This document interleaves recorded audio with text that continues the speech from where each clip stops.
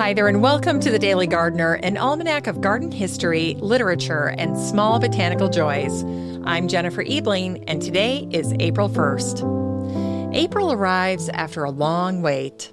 All winter, the calendar has been leaning toward this day, April 1, the place where spring is supposed to begin. And often, the morning comes in cold, gray, wind pressing hard, the kind that makes even standing still feel like effort. It doesn't look like spring yet. It doesn't feel like relief. Still, the date shows up, acting light, as if to say, it's fine now. But the ground hasn't agreed.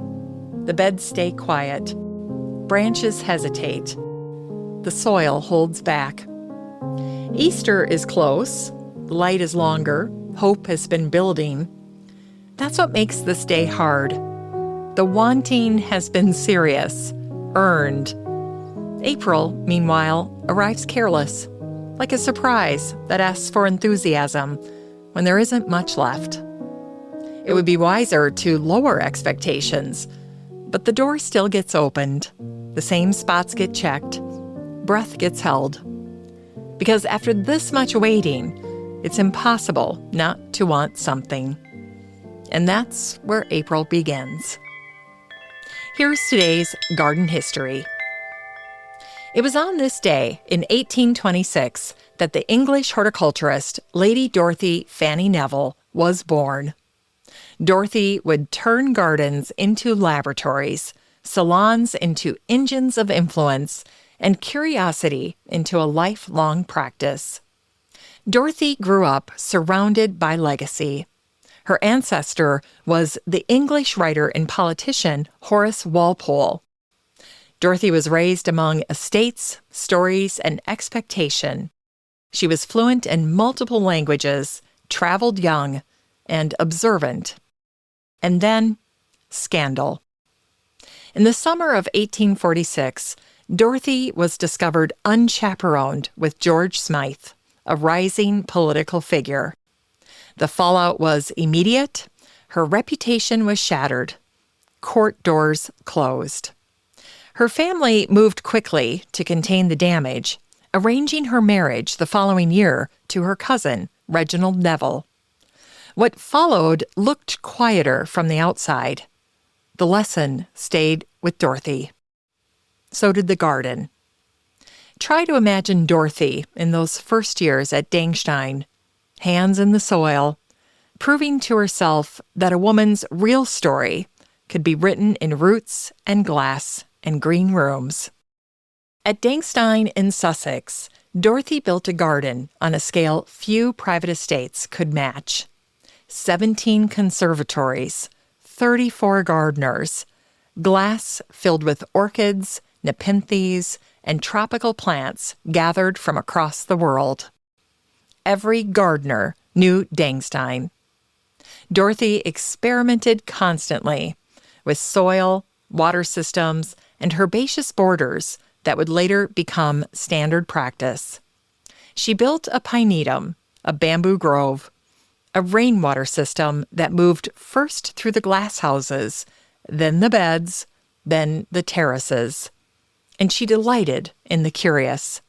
Silkworms, rare fish, storks and choughs, black sheep grazing through the grounds, whistle-tailed pigeons she called her aerial orchestra.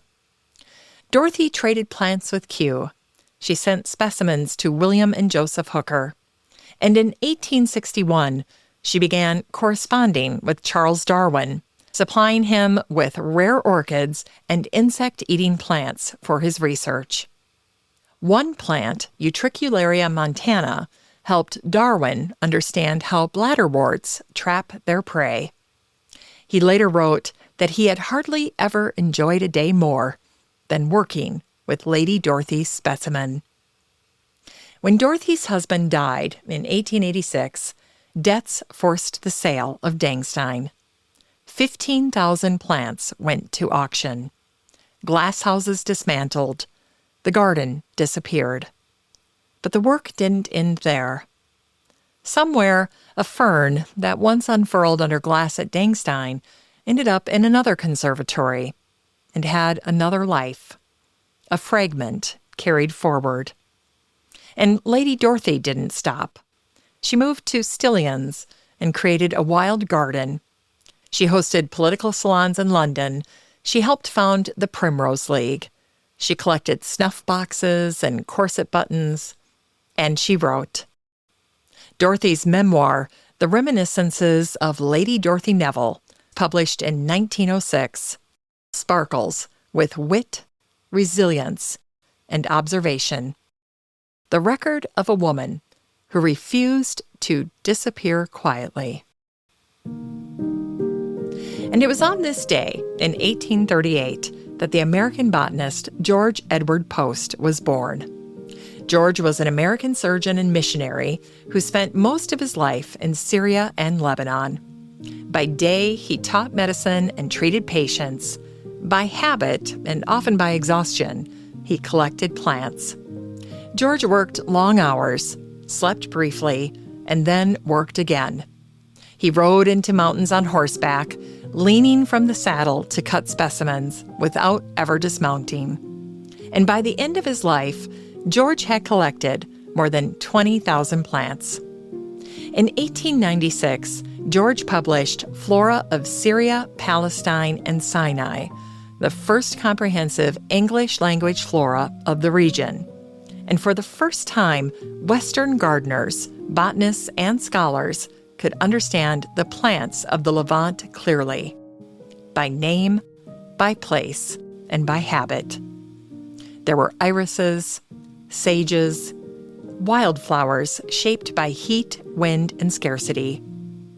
Near the end of his life, weakened but knowing his work was finished, George received a visitor who placed ripe wheat in his hand, a harvest symbol. To everything there is a season, the visitor said, a time to plant, and a time to pluck up that which is planted. In today's Unearthed Words, we hear a poem from the American poet Sara Teasdale, born on this day, April 1st, in 1884. In the spring of 1920, Sara was living in New York. The trees were flowering, the lawns were still thin, and the blue squills were blooming close to the ground. Blue squills, tiny Scilla siberica bulbs that colonized the lawns and woodland edges, carpeting them in electric blue beneath white flowering cherries and magnolias. Sara saw them that spring in New York, white against blue. Here's Sara Teasdale's poem, Blue Squills, from her 1920 collection, Flame and Shadow. How many million Aprils came before I ever knew how white a cherry bough could be? A bed of squills, how blue. And many a dancing April, when life is done with me, will lift the blue flame of the flower and the white flame of the tree. Oh, burn me with your beauty then. Oh, hurt me, tree and flower, lest in the end death try to take even this glistening hour. Oh, shaken flowers, oh, shimmering trees, oh, sunlight white and blue, wound me, that I, through endless sleep, may bear the scar of you. Sara was 36 when she wrote that, and she wrote those words knowing the season would pass, and that the way she saw that spring might not ever come again in quite the same way.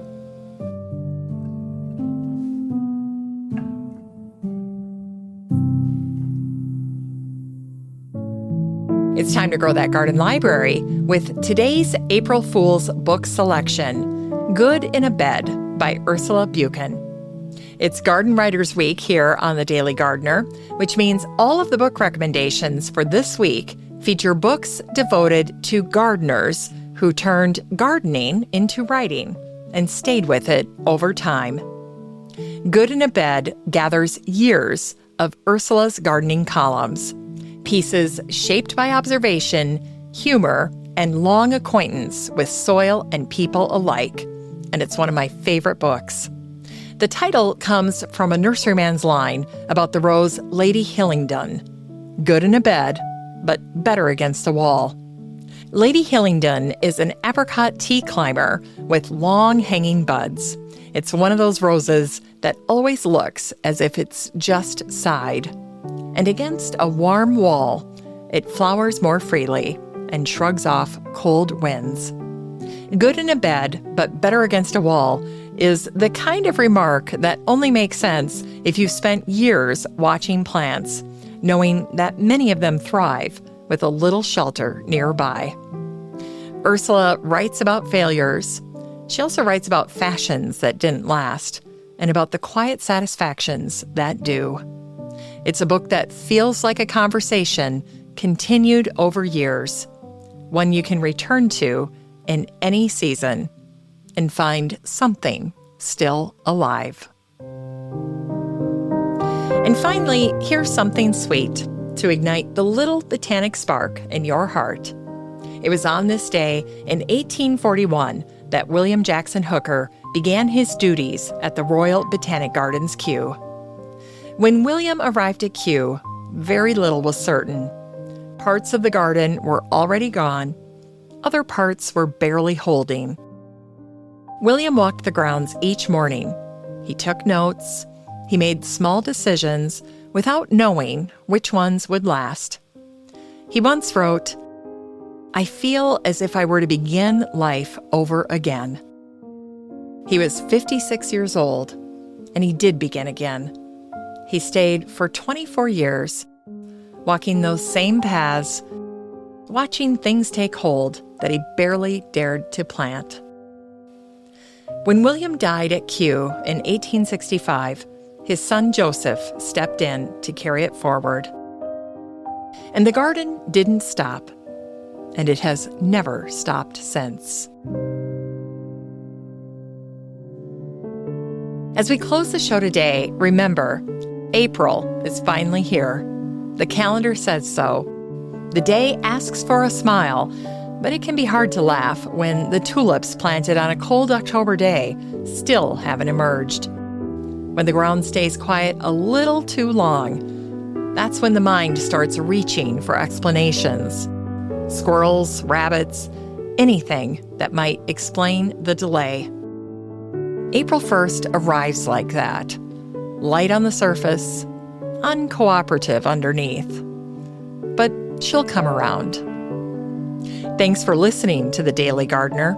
And remember, for a happy, healthy life, garden every day.